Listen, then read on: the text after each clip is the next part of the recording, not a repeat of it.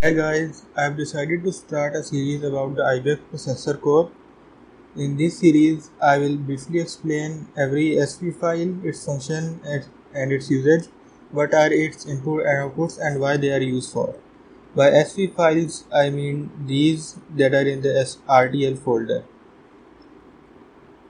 Also later, after completing all these files, we will verify is using a universal verification model and run a test code to see how it works.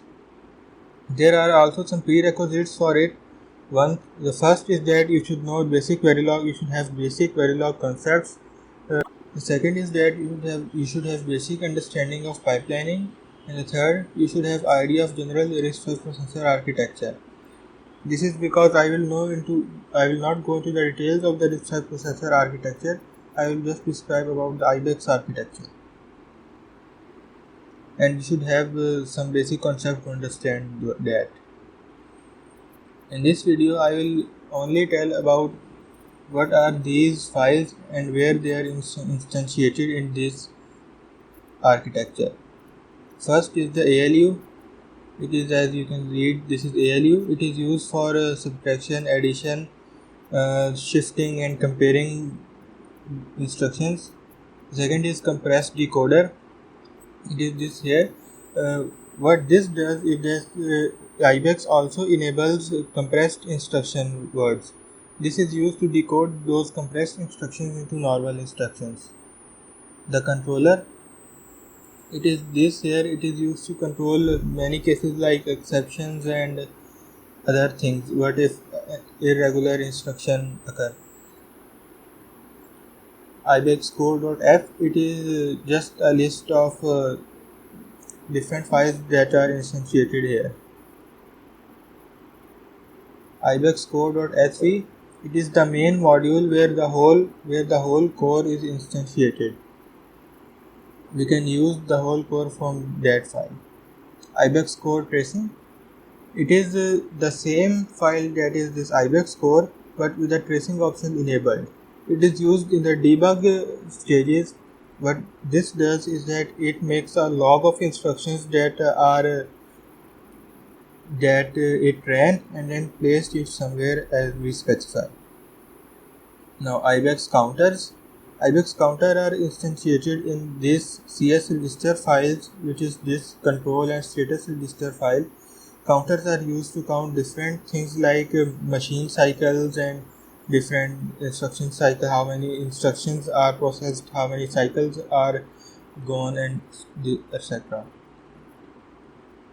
Control and status registers also include like registers for interrupts and exceptions and many other things. Now IBEX decoder. What IBEX decoder does is that it decodes instructions and gives the specified signals to the other modules. Like for example, if an add instruction occurs, it will decide what signal to give to the different modules so that they may perform that add instruction. Okay, now execution block, it is this EX block. It specifies only two modules, ALU and multiply and division module. They basically instantiated ALU and multiply module into this file and used this execution block in this core file instead of using these two differently. This saves space and reduces the complexity of the code. Now fetch FIFO. Fetch FIFO is the first in first out buffer. It is used in this prefetch buffer. Instruction cache. Instruction cache is basically we can use instead of this prefetch buffer. It is in the testing stage but not implemented yet. It basically increases the performance of our IBEX code. Now instruction decode stage, it is this whole stage where instructions is decoded and registers are read and etc. Instruction fetch stage, it is this the first stage of the pipeline. As you must know, the IBEX core is a two-stage pipeline processor where first stage is the instruction fetch and the next is the decode, execution, and write back. Okay, now load store unit. Load store unit is this which is used to which handles the interaction between the data memory and processor. Now there are two instances of multiply and division modules. One is fast and the second is slow. We can use one at a time. It is implemented here in the execution block. The difference is that the fast instantiation multiply fastly. It takes about 3 to 4 cycles, and the slow instantiation multiply slowly. It takes about 10 times more cycles than the fast one. Now you may ask, why use the slow one? It is because the slow one takes very less space compared to the fast instantiation. So if you are low on space, you can use the slow instantiation to save up space. Now package.sv, it has very different definitions and enumerations that you can use in normal processor. Now PMP is the physical memory protection. I will also make a video on it. Refetch buffer, it is this buffer which you can see, it is used to fetch instructions before they are needed. So this increases the speed because normally it takes many cycles to fetch our data from specific address from the memory.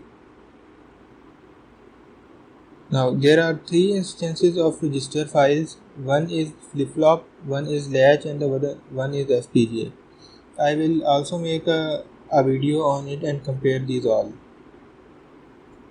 But for this video, this uses the flip-flop for the registers and this uses latch for the register. The difference between flip-flop and latch is that flip-flop updates its value only when a rising edge occurs, and the latch updates its value only when the clock cycle is high. It doesn't care about rising or falling edge. And I will tell about this in the later videos.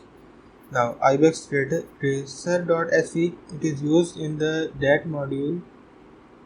This ibex code tracing to implement tracer utilities. Tracer package, it is also a package, includes many definitions and logic and enumerations. It is used by tracer.sv. Now other is write back stage. It is, I will also make a video on it. It is to write back on the register file like this, which is writing back. Now that's it for this video. See you in a later video.